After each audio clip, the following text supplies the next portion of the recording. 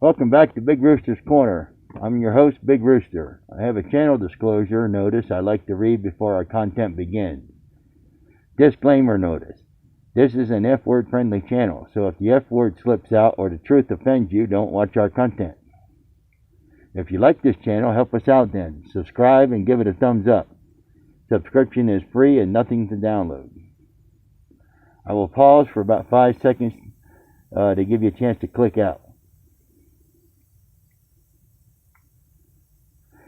It's showtime, people. Cock-a-doodle fucking do. It's time to wake up and smell the coffee.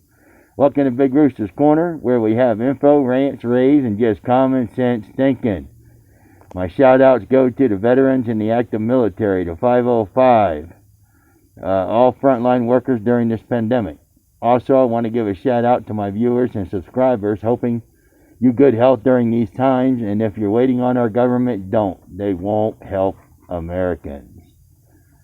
Real quick subject, what are people stupid? They just voted in the very people that screwed us. But it wasn't live ammo.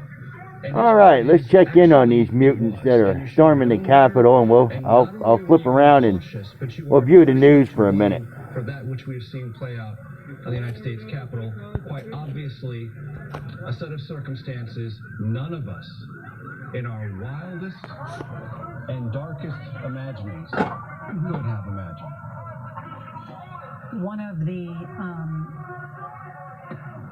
the scenes that we saw today was not only members of the House, but members of the Senate on their knees with gas masks on, with bags over their heads, as they watched Capitol Police, guns drawn, trying to push back protesters. On the phone is Congresswoman Susan Wild. She is a Democrat from Pennsylvania. And Congresswoman, tell us what today was like for you. It was a very emotional and difficult day. It still is. It's possibly the most frightening thing that I've ever gone through in my lifetime.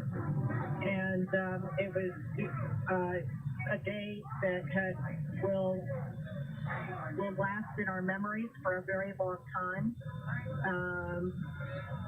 And I'm deeply afraid for what it means for the future of our democracy. What did you witness? I was seated in the House gallery while the Arizona objectors were being heard. As a member of the Pennsylvania delegation, we were scheduled to have our objections and responses heard next. I was planning to speak during that, so I was just up in the gallery waiting.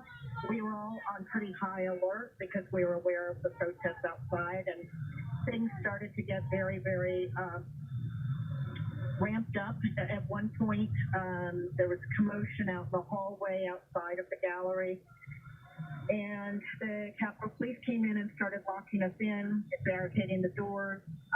Obviously, that was a very frightening, intense situation. The Speaker of the House and a few others in leadership were removed from the House floor. Somebody came, I think somebody from the Sergeant at Arms came over the microphone and told people to look under their chairs for gas masks that were encased under there, which we did. And then once we were told to sit and be quiet for a long time. I don't have any concept of how long. And then suddenly we were told to evacuate. And because of where I was in the gallery, we could only evacuate through one door, which was clear on the other side of the House floor. And so I and about 15 or 20 other members were among the last. And then all of a sudden, they wouldn't let us evacuate anymore. They barricaded the doors and said there were intruders again in the hallway. And the next thing I knew was there was glass breaking and shots being fired, and we were told to get down. And then I don't know how long that lasted. I honestly don't remember. And then at some point, they were able to secure the hallway again, and we were able to evacuate. Where did you stay securely after all of this happened? Well, I'm still where we were taken, but we're not at liberty to disclose where we are. There's about 300 to 400 of us in one location. and we've been here ever since we were evacuated. And all of you are packed in there together. Yes, Are you concerned about coronavirus? very much so. It's what I would call a COVID super spreader event. About half of the people in the room are not wearing masks, even though they've been offered surgical masks. They've refused to wear them. Who are these people?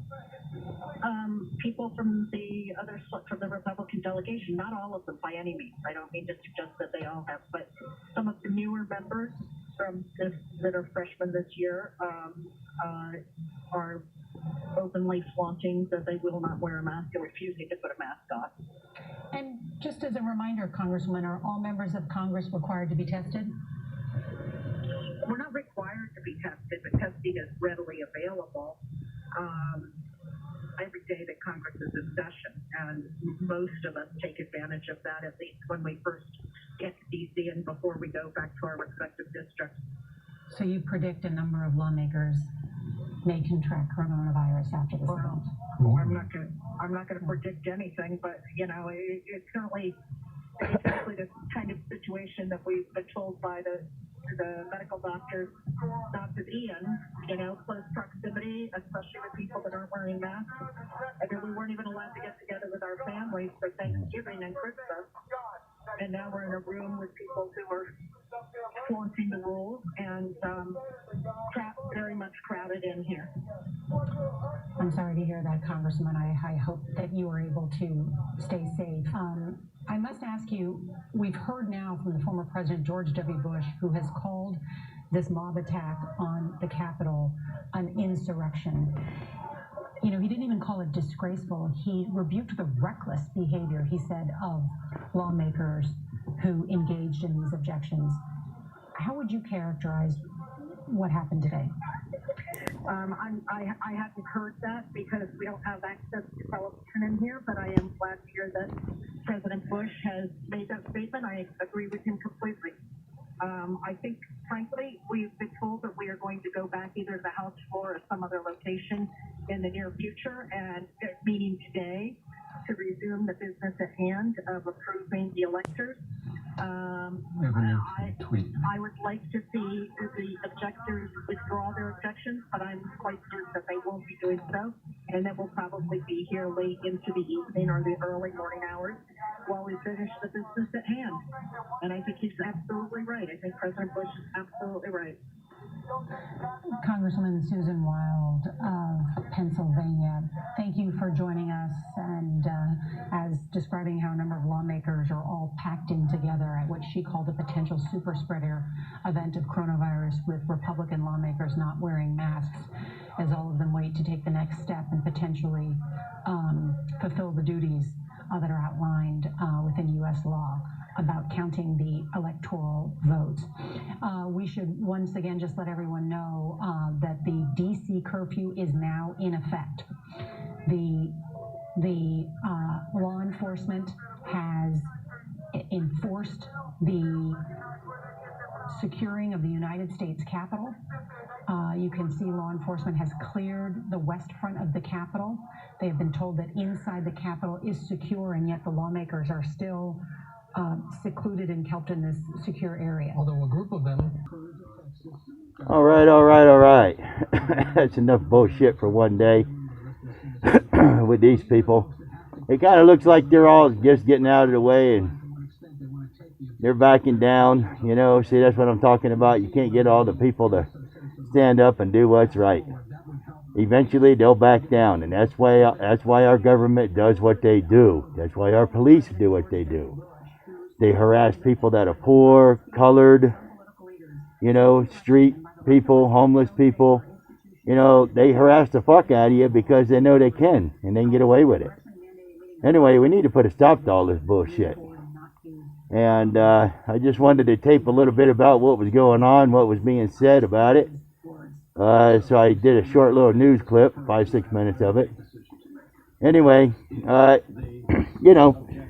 they run and hide when the American people come looking for them. They run and hide. That's what they all do. That's what they're doing now. That's what they've always done. Nothing has changed. And it's the Republicans they made a big super spreader out of this bullshit. Just pushing everybody into one room. That wasn't too smart. But we never could count on the government being smart. So as long as you don't count on that, you won't be disappointed in them.